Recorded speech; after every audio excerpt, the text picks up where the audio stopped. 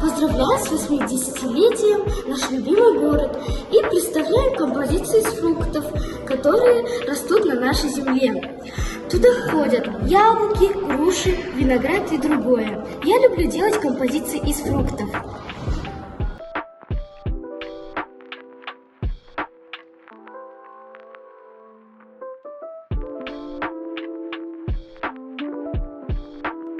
Я Соболева Евгения Петровна, руководитель кружка декоративно-прикладного искусства рукоделия, а также изобразительное искусство. Тема нашей сегодняшней выставки посвящена Дню города. Нашему городу 80 лет. Мы представили некоторые работы наших учеников, наших детей.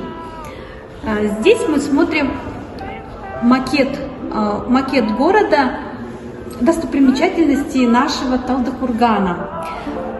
Затем мы делаем с детьми такие композиции из природных материалов, смешанная техника.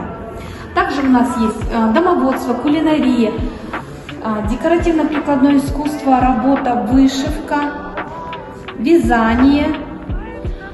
И в этих работах наши дети выражают свою любовь к родине, любовь к нашему городу Талдыкургану. Пусть наш город Талдыкурган всегда цветет и будет полон одаренных детей и талантливых.